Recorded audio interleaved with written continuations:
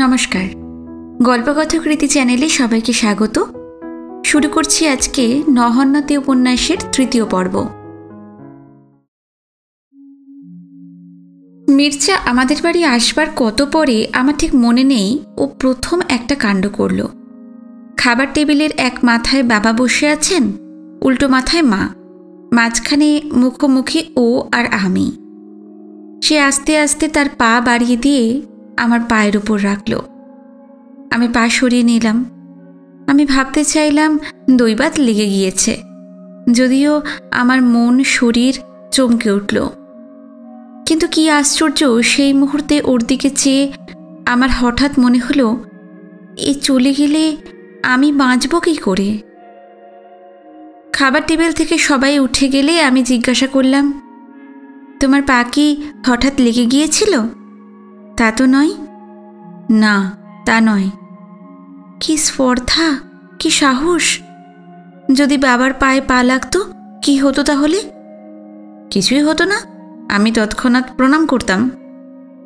তুমি বুঝতে কি করে? তোমার বাবার পা তোমার পা বুঝতে পারবো না? এই বলে সে তার পা দুটো বাড়িয়ে দিয়ে আমার পায়ের উপর আবার রাখল। 43 বছর আগের ঘটনা। কি আশ্চর্য, কি বিস্ময়! আমি সেই টেবিলে বসে আছি, আমি ওকে দেখতে পাচ্ছি। ও একটা পাঞ্জাবি পরেছে, ওর বুকটা খোলা, ওর ফর্সা গলাটা আমি দেখছি। ওর হাত দুটো টেবিলের ওপরে। আমার হাত ধরবার ওর সাহস নেই। আমি পা দুটো সরিয়ে নেবার চেষ্টা করছি, পারছি না, পারছি না। এ কি অন্যায়, এ কি পাপ! কি করি এখন? মা বলেছিলেন, অনাত্মীয় কোনো পুরুষ মানুষকে ছোঁবে না, তাহলে শরীর খারাপ হয়ে যায়। কথাটা ঠিকই। আমার শরীর অবসন্ন হয়ে আসছে, কিন্তু ও পা সরাচ্ছে না। আমার পায়ের উপর তা দৃঢ় সংবদ্ধ এখনো, এইখানে। আমার কপালের উপর একটা ঠান্ডা হাতকে রাখল। আমি যুগান্তরের ঘুম থেকে জেগে উঠলাম। পাশে দাঁড়িয়ে আছে লেখা। সে আস্তে আস্তে বললে, মা, আপনার এমন কেউ নেই যাকে আপনি মনের কথা সব বলতে পারেন? বোনকে, মেয়েকে, বন্ধুদের? আপনার কি হয়েছে কাউকে না বললে তো হবে না মা। স্বাধীনতা যুদ্ধের নানা রকম হুঙ্কার শোনা যাচ্ছে, হিংস্র এবং অহিংস দুই। প্রেসিডেন্সি কলেজে হাঙ্গামা লেগেই আছে। একদিন ছেলেরা অধ্যক্ষ স্টেপলটনের রক্ত চেয়েছিল। আজকালকার মতো সেরকম ঘটনা তখন হামেশা ঘটত না। যদিও বাবার সাথে স্টেপলটনের শত্রুতা খুবই, তবুও সেদিন তিনি তাকে বাঁচিয়েছিলেন। কলেজের হাতার মধ্যে পুলিশের গুলিতে একটি ছেলে আহত হলে ক্রুদ্ধ ছাত্রের দল কলেজ ঘিরে ফেলল। তখন পুলিশ চলে গেছে। ছাত্রদের দাবি, ওই আহত ছেলেটির রক্তের সঙ্গে স্টেপলটনের রক্ত মেশাতে হবে। তখন বাবা মধ্যস্থতা করেন যে স্টেপলটনকে নিরাপদে বের করে নিয়ে আসবেন যদি তিনি ওই আহত ছেলেটির কাছে ক্ষমা চান। সেই সময়ে ওইটুকুতেই হতো।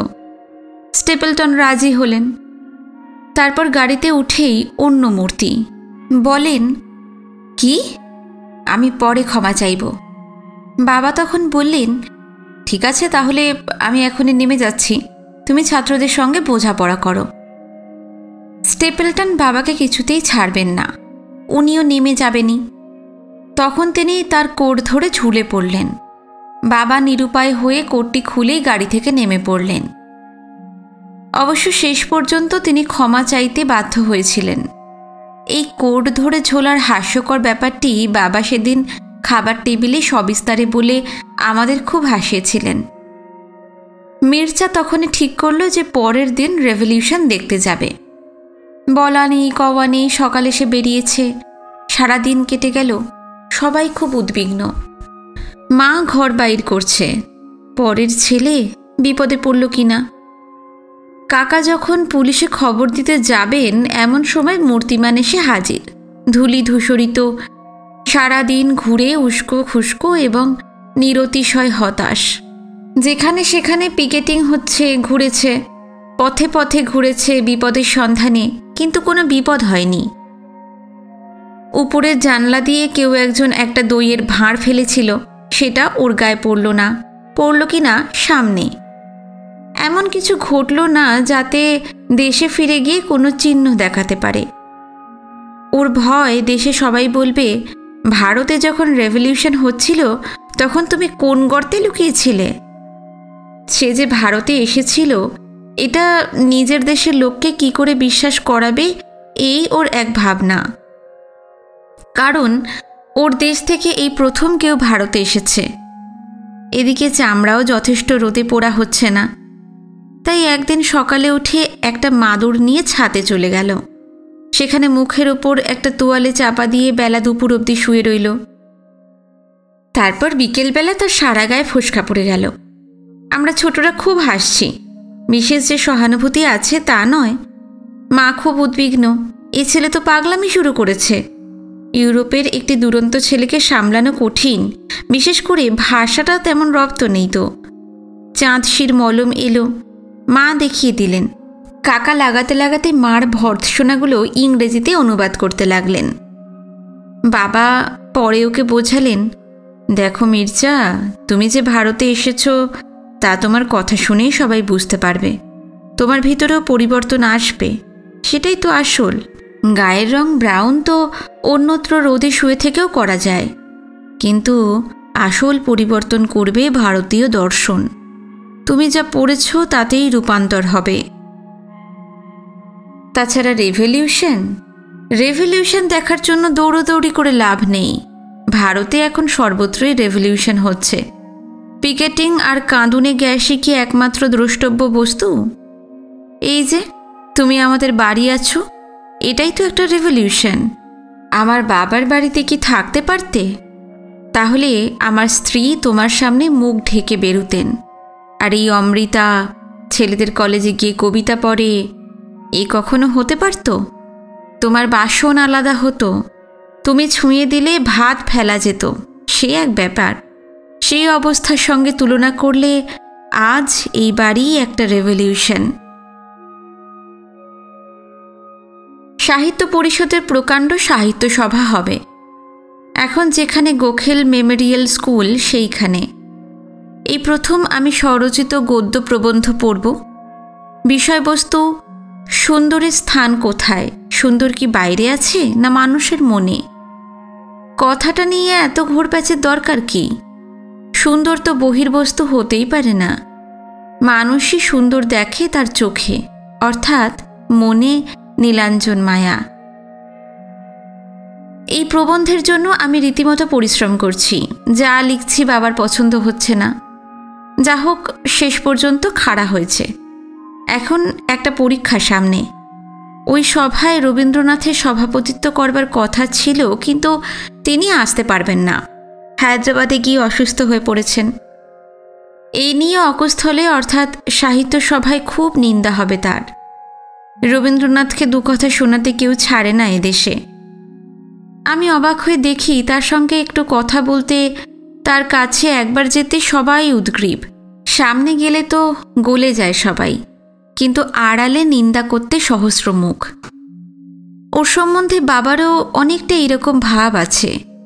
বাবা এত পড়েছেন রবীন্দ্র কাব্য, এত আলোচনা করেছেন, রবীন্দ্রনাথ সম্বন্ধে আকর্ষণেরও অন্ত নেই, অথচ সমালোচনা চলে নিরবচ্ছিন্ন। বিশেষ করে আমাকে বিধিয়ে বিধিয়ে শোনানো হয়, যেন আমি তার স্খলন পতন ত্রুটির জন্য দায়ী।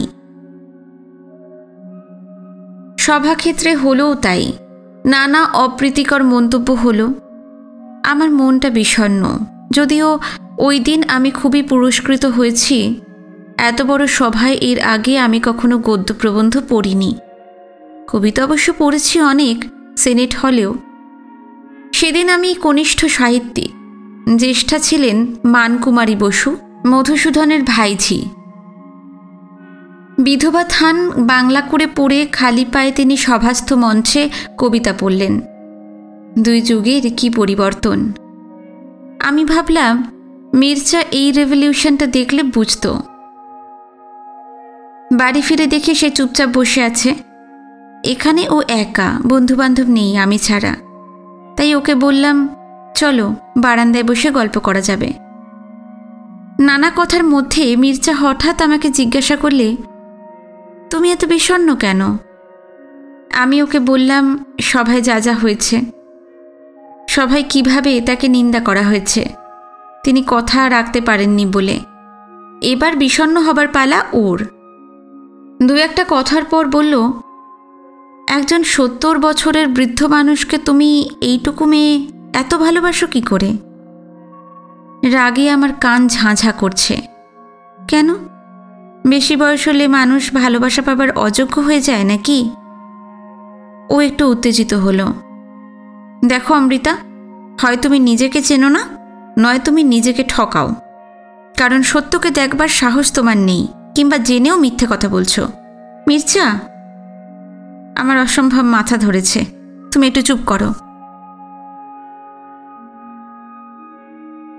বাবা বলেছেন, রু, তুমি মির্জার কাছে একটু ফ্রেঞ্চ শেখো। ফ্রেঞ্চ না শিখলে অ্যাকমপ্লিশমেন্ট পূর্ণ হয় না। বাবা আমার শিক্ষা সম্পূর্ণ করার জন্য উঠে পড়ে লেগেছেন। অনাদি দস্তিদার বাড়িতে আসেন গান শেখাতে, রমেন চক্রবর্তী আসেন ছবি আঁকা শেখাতে, একজন গোয়ানিজ মাস্টার ভায়োলিন বাজানো শেখাতে আসেন। এত বিদ্যা সামলানোই আমার দায় হয়েছে। এদিকে আমার কিছু ভালো লাগে না এসব করতে। আমার কোনো অধ্যবসায় নেই। কবিতার বই হাতে নিয়ে জানালার ধারে বসে মন ভেসে যায় কোন সুদূরে। যাক, মির্জা আমার কাছে বাংলা শিখবে, আমি ওর কাছে ফ্রেঞ্চ। খুব সাধু সংকল্প নিয়ে পড়তে বসা হয়, কিন্তু পড়া আর এগোয় না। কেন যে এগোয় না কে জানে। ওর ঘরেই আমরা পড়তে বসি, মাঝখানে একটা বাতি জ্বলে, স্ট্যান্ডিং ল্যাম্প।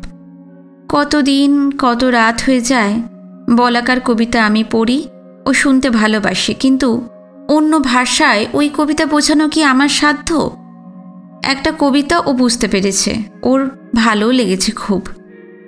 পাখিরে দিয়েছ গান, পাখি গায়ে গান, তার বেশি করে না সে দান। আমারে দিয়েছ স্বর, আমি তারও বেশি করি দান, আমি গাই গান। মানুষ যা পেয়েছে শুধু সেইটুকুতে সন্তুষ্ট নয়। সে যে সৃষ্টিকর্তা, দুঃখকে আনন্দ করবার ভার তার হাতে। দুঃখখানি দিলে মোর তপ্ত ভালে ধুয়ে, অশ্রু জলে তারে ধুয়ে ধুয়ে, আনন্দ করিয়া তারে ফিরায়ে আনিয়া দিই হাতে, দিন শেষে মিলনের রাতে। এই কবিতা আমি পড়ি, তবু এর তাৎপর্য বুঝবার বয়স আমার নয়। তবে আনন্দ আর দুঃখ যে মিলেমিশে যায় এইটুকু আমি বুঝতে পারছি। এক এক দিন আমরা অনেক রাত অবধি পড়ি, 9টা 10টা। কেউ কিছু বলেন না, বাবা মা কিছু বলেন না, কিন্তু আমার নিজের একটা সংকোচ অস্বস্তি হয়। কেউ যদি কিছু ভাবে।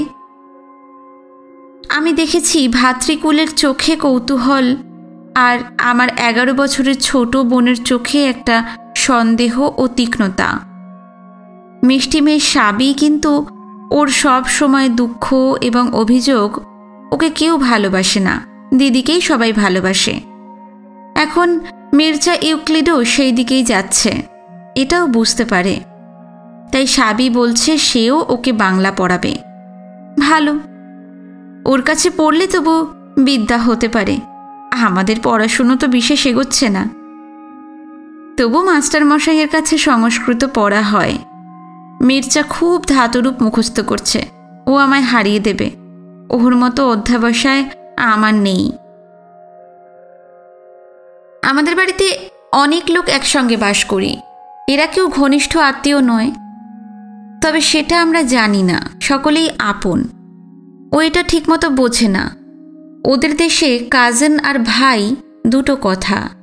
যার সঙ্গে সম্পর্কও নেই সেও আমাদের ভাইয়ের মতোই আপন হতে পারে, এটাও বোঝে না।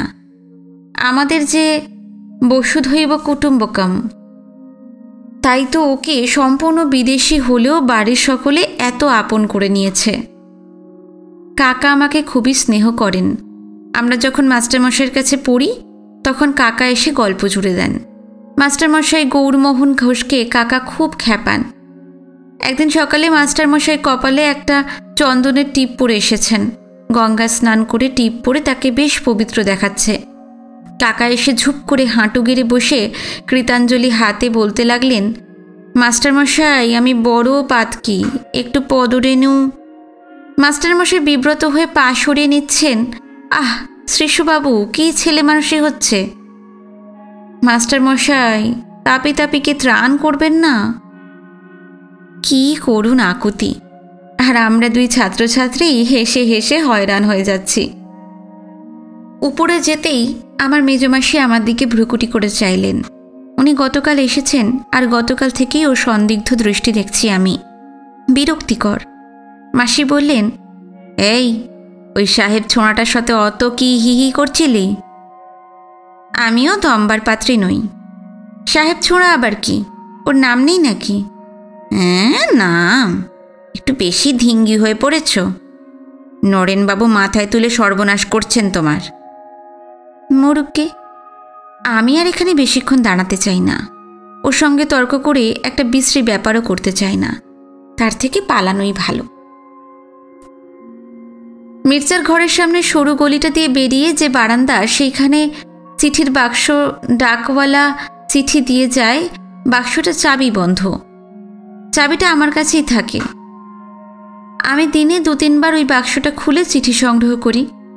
যদিও ডাকের তো একটা বিশেষ সময় আছে, যখন তখন বাক্স খোলার দরকার কি। কিন্তু আমি পারি না। দিনের মধ্যে অনেকবার মনে হয় যাই দেখে আসি চিঠি আছে কিনা। বিশেষত দুপুরবেলায় বাড়ি যখন শান্ত ও অর্ধস্তিমিত, অবশ্য নিদ্রিত নয়, আমাদের বাড়িতে কেউ দুপুরে ঘুমায় না, সবাই পড়ে, তখনই আমার ইচ্ছে করে চিঠির সন্ধানে যেতে। আমি জানি আমি কেন চিঠি দেখতে যাই। আমার তো বুদ্ধি আছে, নিজেকে আর কত ফাঁকি দেব। যদিও মির্জা বলেছে যে হয় আমি বোকা নয় মিথ্যেবাদী, আমি জানি আমি কোনোটাই নয়। আজকে দুপুরবেলা ক্রমাগত মনে হচ্ছে চিঠি এসেছে কিনা দেখে আসি। বঙ্কিমচন্দ্রের গল্পের সুমতি কুমতির ঝগড়া চলেছে মনের মধ্যে। সুমতি বলছে, কখনো নয়, তুমি চিঠি দেখতে নয়, মির্জাকে দেখতে যেতে চাইছো, সত্যি কথা বলো না কেন। আর কুমতি, মিথ্যেবাদী কুমতি বলছে, দূর তা কেন, একটা চিঠি কারোর আসতেও তো পারে। আমি উঠে গিয়ে দরজা বন্ধ করে দিলাম খিল লাগিয়ে। খাটের উপর বসলাম।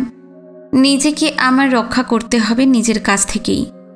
মহুয়াটা খুলে বসেছি। দূর মন্দিরের সিন্ধু কিনারে পথে চলিয়াছ তুমি, আমি তরু, মোর ছায়া দিয়ে তারে মৃত্তিকা তার চুমি। হে তীর্থগামী, তব সাধনার অংশ কিছু বা রহিল আমার, পথপাশে আমি তব যাত্রার রহিব সাক্ষী রূপে। তোমার পূজায় মোর কিছু যায় ফুলের গন্ধ ধূপে। এ আমার কথা নয়, এ আমার মার কথা। মা এই রকম ছায়া মেলে আছেন বাবার জীবনের উপরে, সন্তাপহরণ। নিজের জন্য কিছু চান না, কিন্তু কি ভালোবাসা, কি ত্যাগ, কি অজস্র সেবা দিয়ে তাকে ঘিরে রেখেছেন। বাবার তীর্থযাত্রায় মার দান নিশ্চয় অনেক। মার জীবন উন্নত, স্বার্থহীন দানে পূর্ণ। কিন্তু আমি এটা চাই না, এ জীবন আমার কাম্য নয়। সবলা কবিতা আমার কথা বলেছে, নিজেই নিজের ভাগ্যকে জয় করব। ইস কি বল, একটুও বল নেই, শক্তি নেই, বুদ্ধি নেই, আমি তো পরাজিত। হঠাৎ আমার কান্না পাচ্ছে, খাটের উপর পড়ে আমি কাঁদছি। বল দাও মোরে, বল দাও, প্রাণে দাও মোর শক্তি। তব কাজ শিরে বহিতে সংসার তাপ সহিতে। সংসার তাপটা কি? এই যে আগুনের ঝাপট আমার শরীরে মনে লাগছে, এটাই কি? তাহলে লাগুক, লাগুক উত্তাপ, আমি চাই এই উষ্ণতা। আগুনের পরশমণি ছোঁয়াও প্রাণে। হঠাৎ কখন নিচে নেমে এসেছি জানি না, দেখি পর্দা তুলে মির্জা দরজার কাছে দাঁড়িয়েছে। কি চিঠি পেলে? না, এলো না। কি যে হতাশ লাগছে। কার চিঠির অপেক্ষা করো? কোনো অজানা জনের। সে কে জানি না, তাকে চিনি না বলেই অপেক্ষা এত মধুর। আমি ডাকঘরের কথা বলছি, ও বুঝতেই পারছে না, ভ্রুকুটি করছে। কি হবে একসঙ্গে যদি সারা জীবন থাকতে হয়? অর্ধেক কথা না বলা থাকবে আর ক্রমাগত ডিকশনারি দেখতে হবে। এই আবার কি কথা মনে এলো? এর সঙ্গে সারা জীবন থাকবো কি করে? আর ও তো কদিন পরেই চলে যাবে, আমারও বিয়ে হয়ে যাবে। কোথায় বিয়ে হবে কে জানে। একটা লোকও মনে করতে পারছি না যার সঙ্গে সারা জীবন বাস করা সম্ভব। ভিতরে আসবেন অমৃতা, তোমার জন্য নিউ স্যামসনের হাঙ্গার বইটা এনেছি। এই প্রথম ও আমাকে একটা কিছু উপহার দিল। আমি ওর হাত থেকে বইটা নিলাম। বইটাতে আমার নাম লিখেছে আর ফরাসিতে একটা কথা, আমি দিয়ে। আমি দাঁড়িয়ে আছি, বসতে আমার সাহস হচ্ছে না, কেন কি জানে। সেও দাঁড়িয়ে আছে, আমি না বসলে তো বসবে না। আমি ওর দিকে পিছন ফিরে পিয়ানোর ডালাটা খুলে দাঁড়িয়ে আছি। আমি কি কিছুর জন্য অপেক্ষা করছি? একটা অসম্ভব কোনো ঘটনা কি ঘটবে? আমি কি তাই চাই? ও আমার খুব কাছে দাঁড়িয়ে আছে, কিন্তু আমাকে স্পর্শ করেনি। আমার পিঠে ও হাত রাখতে পারে, কিন্তু রাখেনি। মাঝখানে একটুখানি আকাশ আছে। আমরা দাঁড়িয়েই আছি। আমার সর্বাঙ্গে আমি ওকে অনুভব করছি। মনের মধ্যে ওর অস্তিত্বের স্পর্শ লাগছে। এ কি ব্যাপার? আকাশ তো শূন্য নয়, ইথারে পূর্ণ। ইথার কি বস্তু আমি জানি না বটে, তবু সেই নিশ্চয়ই অদৃশ্য হাতে এই সংযোগ করছে। আমার চারিদিকে ওর নিঃশ্বাসের সুগন্ধে সুগন্ধি বায়ুমণ্ডল। আর ঠিক এই সময় উপর থেকে কে ডাকলো, রু, রু, যাচ্ছি। মির্জার বয়স 23 আর আমার 16, কিন্তু বয়সের পক্ষে আমরা দুজনেই একটু বেশি রকম তত্ত্বজ্ঞানী। বাবা আমাকে বলেন জ্যেষ্ঠতা তো। তা আমায় জ্যেষ্ঠতা তো বানাচ্ছে কে? বাবাই তো। আর ওকেও তাই বানাচ্ছেন। সব সময় অষ্টাঙ্গ যোগের কথা হচ্ছে। আর তন্ত্র সম্বন্ধে তো এ বাড়ির সবাই পণ্ডিত। কাকা যখন ওর সঙ্গে তন্ত্র নিয়ে আলোচনা জোড়েন গম্ভীর মুখে, হে বজ্রর রহস্য বিষয়ে, আমার রাগ হয়ে যায়। আমি তো জানি আমাদের বয়সী ছেলেমেয়েরা এর চেয়ে অনেক হালকা সুরে কথা বলে। আমারও খুব পণ্ডিত হতে শখ ছিল, কিন্তু এখন কমে গেছে। বিশেষ করে মির্জার তত্ত্বের রুচি এত বেড়ে গেছে বলেই। দেখা হলেই বিশ্ব সাহিত্য আমায় পড়িয়ে ফেলবে। কাল সারাক্ষণ একটা অদ্ভুত অলৌকিক গল্প আমায় বলেছে, যার কোনো মানেই বুঝলাম না। একটা লোকের ফাঁসির হুকুম হয়। সে যে মেয়েকে ভালোবাসত সে অনেক দূরে থাকে। ফাঁসির মুহূর্তে তার সেই মেয়েটিকে মনে পড়ল। তারপর 10 মাস পরে সেই মেয়েটির একটি ছেলে হলো। সে ঠিক ওই লোকটার মতোই দেখতে। এই গল্পের মাথামুন্ডু কিছুই বুঝলাম না। আমার ইচ্ছা একটু স্বাভাবিক গল্প করুক, একটু খোশামত করলেই বা দোষ কি, যেমন অন্যরা করে। তা তো হবার নয়। উল্টে কাল আমায় খুব রাগিয়ে দিয়েছে। বলে কি, তোমার কি ধারণা তুমি খুব সুন্দর দেখতে? আমার ধারণা হতে যাবে কেন? আরও অনেকেরই ধারণা। কার কার? চলো না আমার সঙ্গে রাস্তায়। দুধারে লোকেরা কিরম তাকিয়ে থাকে দেখবে। ও, সে তো থাকবেই। তোমাদের দেশে যে রাস্তায় মেয়েই দেখা যায় না, জানো? ইউরোপ থেকে এসে সবচেয়ে কি আশ্চর্য লাগে, মনে হয় এদেশে কি মেয়ে নেই। মেয়ে থাকবে না কেন? তারা ফিটন গাড়ি করে যায়, পালকি গাড়ি করে যায়। যাদের মোটর আছে মোটরে যায়। হেঁটে হেঁটে রাস্তায় ঘুরবে নাকি? হ্যাঁ ঘুরবে, অন্য দেশে তো ঘুরে। ঘুরুক। তুমি বুঝতে পারো না আমি কালো কি ফর্সা? বাবা, আমি, সাবি, মিলু, মা সব এক। ঝড়ুয়া আমার মতো। আমি কোনো রঙের তফাৎ বুঝতে পারি না। বেশ, আমি চললাম। বসো বসো লক্ষ্মীটি, আমি তোমাকে ভালো করে একটু দেখি, বুঝতে পারি কিনা। ইস, মাইক্রোস্কোপ দিয়ে দেখতে হবে আমি সুন্দর কিনা। আমি তোমার বাইরেটা তো দেখি না, তোমার আত্মাকে দেখতে চাই। এবার আমার ব্রহ্মরন্ধ্র জ্বলে গেছে। জ্যেষ্ঠতা তো এবার জীবাত্মা পরমাত্মার বিতর্ক না নিয়ে আসে। আমি রাগ করে চলে গেলাম। আমার খুবই মন খারাপ হয়ে গেল। আমি আয়নার সামনে দাঁড়িয়ে দাঁড়িয়ে দেখছি, বুঝতেই পারছি না সত্যি আমি সুন্দর কিনা। আমার খুব সন্দেহ হচ্ছে, সমস্ত খুঁতগুলো চোখে পড়ছে। এই সময় মিলু এসে বলল, কি দেখছিস অত?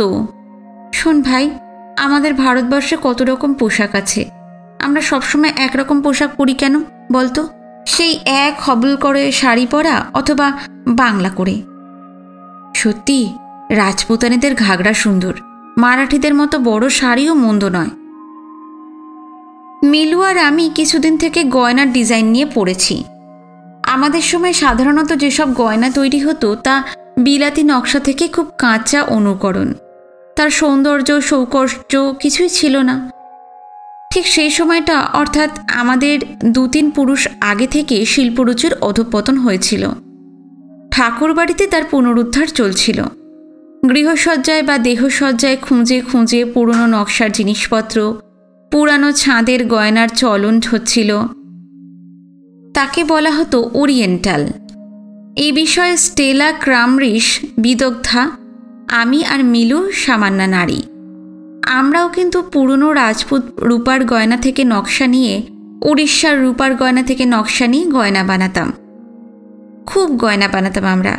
কী বা সোনার দাম ছিল, 18 টাকা ভরি। তারপর আমরা ঠিক করলাম, রূপোর গয়নাই বা পরব না কেন। সেই সময় নিম্নবিত্ত মেয়েরা ছাড়া রূপোর গয়না কেউ পরতো না, আমরাই শুরু করেছিলাম। পরে খুব চলেছিল। গায়ের খাড়ুর সঙ্গে মখমলের চটি জুড়ে আমরা জুতো বানিয়েছিলাম। সেই বকচ্ছপ বস্তুটি যে খুব চমৎকার হয়েছিল তা নয়, তবে লোকে তাকিয়ে থাকতো ঠিকই। সেদিন আমরা ঠিক করলাম, উড়িষ্যার মেয়েদের মতো সাজ করা যাক। শাড়ি খাটো করে অনেক গয়না পরা হলো। আমার মার একটা সিঁথি ছিল, সিঁথির 3টে ভাগ, সীমন্তের উপর দিয়ে একটা, আর দুপাশে 2টো হার চলে গেছে, মাঝখানে একটা লকেট কপালের উপর ঝোলে। বিয়ের সময় মাকে ওই সিঁথি পরে দেখে বাবার এমন চোখে লেগেছিল যে সিঁথি সম্বন্ধে তার মোহ ঘুচত না। মা তো আর পরতেন না, কিন্তু কোনো ছুতোয় আমরা ওটা পরলে বাবা খুব খুশি হতেন। সেদিন আমি সিঁথি পরেছি, উড়িষ্যার শাড়ি পরেছি খাটো করে, কানের পাশ দিয়ে কদম ফুল ঝুলিয়ে দিয়েছি, আর কদম ফুলের রেণু আমার মুখে মেখেছি। আমরা তো আজকাল সাবান মাখি না, বিলিতি দ্রব্য ত্যাগ করেছি। মুখে মাখা হতো হেজলিন আর জনসনের ট্যালকাম পাউডার, তাও আর স্পর্শ করা যাচ্ছে না। আপাতত কদম ফুল পাওয়া গেছে, এ বেশ হয়েছে, কিন্তু এ তো বেশি দিন থাকবে না। ভাই রু, সাবান মাখা ছেড়ে ভালোই হয়েছে, মসুরির ডাল বাটা মেখে রং অনেক ফর্সা হয়েছে তোর। যা যা, বাজে কথা বলিস না। তোরা আমার রং আর চেহারা নিয়ে কিছু বলবি না, ভীষণ ভুল ধারণা হয়ে যায় আমার, আর তাতে ক্ষতি হয়। তাই নাকি? আচ্ছা শোন, পাউডার না হয় নাই বা বাঁকলাম, ঠোঁটে একটু আলতা লাগালে মন্দ তো হয় না। ওরে বাবা, সাহস নেই বন্ধু, সাহস নেই। আমি সিঁথিটা পড়ছি ঠিক করে, আর মেঘদূত আওড়াচ্ছি। ভাই মিলু, একটা পদ্ম পেলে সাজটা পুরোপুরি হতো। কেন, পদ্ম কি করবি? আরে যে সে পদ্ম নয়, লীলা কমল। মিলু মেঘদূত জানে না, ওকে শোনাচ্ছি। হঠাৎ মিলু বলল, আচ্ছা কুরুবক কি ফুল রে? বক ফুল বোধ হয়। দূর দূর, তা কখনো হয়? বক ফুল তো ভেজে খায়, তা নিয়ে কখনো কবিতা হয়? কেন, ভেজে খেলে তা নিয়ে কবিতা হবে না কেন? শরৎচন্দ্র রবি ঠাকুরের বিতর্কটা পড়ো না কেন? যা প্রয়োজনের বস্তু তা নিয়ে কবিতা হবে না, তাই নাকি? সব ফুলই প্রয়োজনে লাগে। যেমন ফল ধরাবার প্রয়োজন বন্ধু, ফল ধরাবার প্রয়োজন। এই যে তুমি ফুলের মতো। ঘরে ঢুকলো। আমার মার সম্পর্কিত ভাই, কিন্তু বয়সে আমাদেরই কাছাকাছি, তাই আমাদের সঙ্গেও ভাইয়ের মতনই সম্পর্ক। ওকে আমরা খুব ভালোবাসি, খুব মিষ্টি স্বভাব। মনোহরণ বাঁশি বাজায়, বাঁশিটি দোলাতে দোলাতে ঘরে ঢুকে আমাদের সাজ দেখে তার চক্ষু স্থির। ব্যাপার কি, চলেছ কোথায়? কেন, বাড়িতে কি একটু সুন্দর হয়ে থাকা যায় না? যাই বই কি, এখন বলো সুন্দরের স্থান কোথায়? ও আমার প্রবন্ধটার কথা বলছে। তারপর ঘুরে ঘুরে আমায় দেখছে। হ্যাঁ, সিঁথি পড়া হয়েছে। ও একটা গান ধরল, মতিম হারে বেশ বনাতে সিঁথি লগাতে ভালে। আমার খোপা ধরে টান দিল, খুলে ফেল খোপা। আমার সমস্ত কাঁধ বুক ঢেকে লোল চিকুর মম ছড়িয়ে পড়ল। সেই মুহূর্তে আমরা তিনজনে আয়নার মধ্যে দেখলাম চমৎকৃত তাকিয়ে আছি আমরা। সন্দেহ নেই জ্যেষ্ঠতা তো ভয় দেখিয়েছে আমায়। একটার পর একটা ঘটনার মধ্যে আমি আবার কি করে প্রবেশ করছি, কি করে এই কাহিনী লিখতে পারছি। 43 বছর আগের কথা। 10 বছর আগে কি পারতাম? 15 বছর আগে? 20 বছর আগে? কখনোই না। তাহলে তো আমার জীবনই বদলে যেত। এতদিন আমি জানতামই না যে একটা বিয়োগান্ত উপন্যাস আমার সারা জীবনের মধ্যে ধীরে ধীরে অদৃশ্য কালিতে অব্যক্ত ভাষায় অশ্রুত স্পন্দনে লেখা হচ্ছিল। জীবনের 42টা বছর কেটে গেল। এই দৃশ্যগুলো বন্ধ ছিল, একেবারে গালা মোহর লাগিয়ে তালা বন্ধ। মাঝে মাঝে এদিক ওদিক ধাক্কা লেগে বুঝতে পেরেছি ভিতরে কিছু জমা আছে, তার বেশি নয়। সেদিন হঠাৎ সের্গেইয়ের মুখে একটা কথা, মির্চা মির্চা, I have told my mother that you have only kissed me on my forehead. একটা ভীত বালিকার মিথ্যা ভাষণ একটা সোনার চাবি হয়ে সেই দুর্গম গুহার দরজা খুলে দিয়েছে। ভৈরব বেরিয়ে এসেছেন। আমি মহাকালের পায়ের শব্দ পাচ্ছি। নটরাজ নাচছেন, তার এক পা অতীতে এক পা বর্তমানে। তা তা থই থই আমার হীরা পান্না ছড়িয়ে পড়ছে, হাসি কান্নার তরঙ্গ দুলছে। আমার বুকের হাড় গুঁড়িয়ে গেল। এ একেবারে অসহ্য যন্ত্রণা। নটরাজ, তোমার নৃত্য থামাও, তুমি পা মুড়ে দাঁড়াও, কি সব হয়ে যাও। সব সন্তাপহারী শঙ্খচক্র গদা পদ্মধারী, কিংবা বামন রূপে এসো, তোমার তৃতীয় পা আমার মাথার উপর রাখো। আমি ওই পশুর মতো তোমার পায়ের তলায় দলিত স্পিষ্ট হয়ে যাই। আমি ঘুম ভেঙে আমার প্রতিদিনের সাজানো সংসারে, আমার স্বামীর বুকে, সন্তানদের কোলে, আমার আপনজনের মধ্যে জেগে উঠতে চাই। ওই তো মির্চা হেঁট হয়ে গ্যাস রিংয়ে কফি বানাচ্ছে। খাবার ঘরের একপাশে গ্যাস রিং। রান্নাঘরের দরজার সামনে ঝড়ু দাঁড়িয়ে আছে। ঝড়ু আমাদের বাবুর্চি, ভীষণ কালো গোল গোল চেহারা, বুকে কোঁকড়া কোঁকড়া কালো লোম, ক্ষুদ্র একটি বন মানুষ। কিছুতেই জামা গায়ে দেবে না, ওকে আর সভ্য করা গেল না। ও চিনি এগিয়ে দিচ্ছে। কফির ওপর ঘন ফেনা হলে তবে ওর ভালো লাগে। একে বলে টার্কিশ কফি। রোজ দুবেলা খাবার পরে ওর চাই। আমি ওকে দেখতে পাচ্ছি, ও পকেট থেকে রুমাল বের করে সসপ্যানের ডান্ডাটা ধরেছে, অন্য হাতে পেয়ালা। চিনি নিয়ে ঝড়ু পিছন পিছন আসছে। ওর ফর্সা মুখে কালো চশমার ফ্রেমে বিন্দু বিন্দু ঘাম জমেছে। ওটা কফির বাষ্প। মির্চা খাবার ঘরের টেবিলের কাছে চেয়ার টেনে বসল। আর ঠিক তখনই নৃত্য পাগল নটরাজ যেন দুহাত দিয়ে তাল। দেখিনি আমরা তখনই সেখানে ঢুকেছিল মহাকাল। দেখব কি করে? আমরা তখন পরস্পরেরই দিদৃক্ষু। পতঙ্গ যেন বহ্নি মুখং বিবিক্ষু। ভবানীপুরের খাবার ঘরের টেবিলে সাজানো চা তুলে নিল কাল মহা অনন্তে অব্যয় মহিমা। লাইব্রেরিতে ঢুকতে ঢুকতে আবার আমাদের ঝগড়া শুরু হলো। শেষ হলো উপরের বারান্দায়। মির্চা বললে, কি কথা বলবে না? না, তুমি যদি ওরকম করো তাহলে একেবারেই কথা বলবো না। তোমারই বা বলবার দরকার কি? আমি তো আর ভালো নই। আমি তোমাকে খারাপ বলেছি? নিষ্ঠুর হৃদয়হীন, একেবারে ভদ্রতা পর্যন্ত জানি না। এ যদি খারাপ নয় তবে কি? তা তুমি কাল অমন করলে কেন? কি করলাম? ওর সঙ্গে মিলু আর তুমি বেশ গলা জড়াজড়ি করে চলে গেলে, আর আমি তোমার কাছে একটু দাঁড়াতেই তুমি সরে যাও।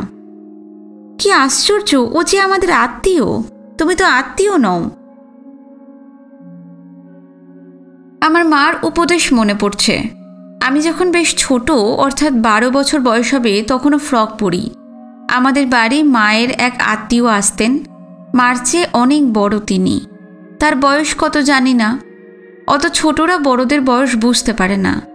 তবে তিনি অনেকের উপকার করতেন, সকলেই তাকে পছন্দ করত। বাড়ি এলে খুব হইচই করে জমিয়ে তুলতেন আর আমাকে হাঁটুর উপর বসাতেন। আমি তো ফ্রক পরা একটা ছোট মেয়ে, কেউ কিছু মনে করতো না। কিন্তু তিনি এক অদ্ভুত ব্যাপার শুরু করতেন। হঠাৎ হঠাৎ আমার সদ্যোদ্ভিন্ন বক্ষ স্পর্শ করতেন। আমি প্রথম দিন বুঝতে পারিনি। দ্বিতীয় দিনে মাকে বলে দিলাম। মা তো শুনে মাথায় হাত দিয়েছেন। হা কপাল, বিয়ে করেও ওর স্বভাব শোধরালো না।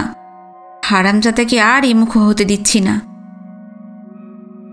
মা কখনো এত অশ্লীল কথা বলেন না। আমাদের বাড়িতে মার জন্যই কেউ কখনো বিশ্রী কথা বলে না। অন্যদের বাড়িতে শুনেছি হারামজাদা, শালা ইত্যাদি যথেচ্ছ ব্যবহার হয়, কিন্তু আমাদের বাড়িতে হয় না। আমাদের কানে গেলেও অসহ্য লাগে। মাকে প্রথম এইরকম একটা ভয়ানক কথা ব্যবহার করতে শুনলাম। মা এত রেগে গিয়েছিলেন যে কোনো সভ্য গাল খুঁজে পাচ্ছিলেন না। তারপর মা আমায় বললেন, রু, এরকম যদি আর কেউ কখনো করে তক্ষুনি এসে বলে দেবে। কখনো কোনো অনাত্মীয় পুরুষকে ছোঁবে না, ছুঁতে দেবে না। তাতে কিন্তু ফল খুব খারাপ হতে পারে। শরীর তো খারাপ হবেই, মৃত্যু পর্যন্ত হতে পারে। কথাটা আমার বিশ্বাস হয়নি। মৃত্যু হবে কি করে? অত সব তোমায় এখন বলতে পারছি না, কিন্তু যা বলছি শোনো। খুব সাবধানে থাকতে হয় মেয়েদের। এই কথা ঠিক যে অনেক লোকই অতি অদ্ভুত ব্যবহার করে। যত দিন যাচ্ছে আমি অনেক বড় বড় লোকের চোখেও লোলুপ দৃষ্টি দেখেছি। গা ঘিন ঘিন করে, বিশ্রী লাগে। এই যেমন কমলবাবু অত শিক্ষিত, যাকে কালচার্ড বলা হয়ে থাকে, এলিটো, রীতিমতো রবীন্দ্র ভক্ত, বহু কবিতা ওর মুখস্থ। এলেই আমায় বিরক্ত করবে। সেদিন আমি বসবার ঘরে কোমরে কাপড় জড়িয়ে ঝুল ঝাড়ছি, এমন সময় তিনি এসে উপস্থিত। আমায় ওই অবস্থায় দেখে কবিতা আবৃত্তি শুরু করেছে। রাজ মহিমারে যে করপরশে তব পার করিবারে দ্বিগুণ মহিমান্বিত, সে সুন্দর করে ধুলি ঝাঁট দাও তুমি আপনার ঘরে। কবিতা শুনলেই আমার ভালো লাগে, তাই আমিও আবৃত্তি করছি। কিন্তু হঠাৎ ভদ্রলোক আমাকে পিছন থেকে জড়িয়ে ধরলেন। মনে হলো যেন সাপ ছোবল মারতে উদ্যত। আমি কোনো রকমে নিজেকে ছাড়িয়ে পালালাম।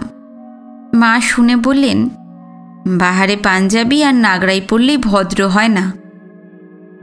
মার কথা এখন আমি বুঝতে পারি।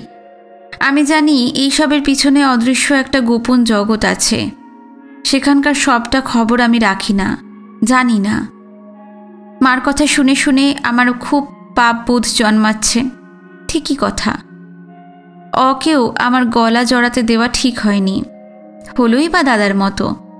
আমার মনে মনে দ্রুত নানা কথা চলে যাচ্ছে। হঠাৎ দেখি মির্জা আমার দিকে স্থির দৃষ্টিতে চেয়ে আছে। ক্ষমা করো, এই বলে দুহাত দিয়ে সে আমার দুহাত ধরে করপল্লব চুম্বন করলে। আমি চুপ করে দাঁড়িয়ে আছি, চিত্রার্পিত। ও আমার হাত ছাড়ছে না।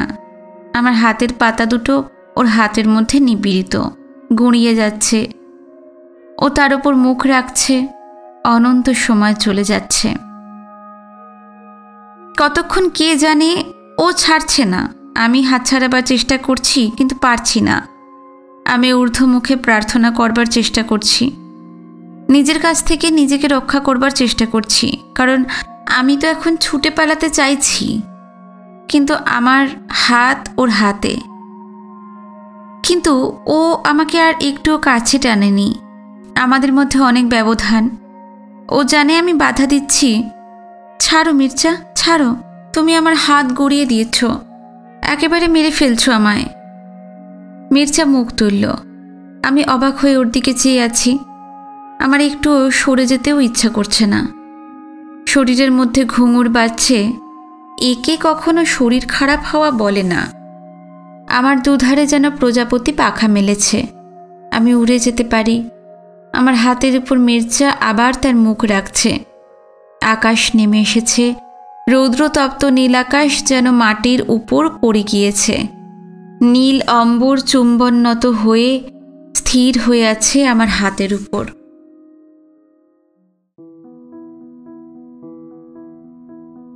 আপনারা শুনছিলেন নহন্যতে উপন্যাসের 3য় পর্ব। আজকের পর্ব এখানে শেষ করছি। আগামী পর্ব নিয়ে খুব শিগগিরই ফিরে আসছি। নমস্কার, সবাই ভালো থাকবেন।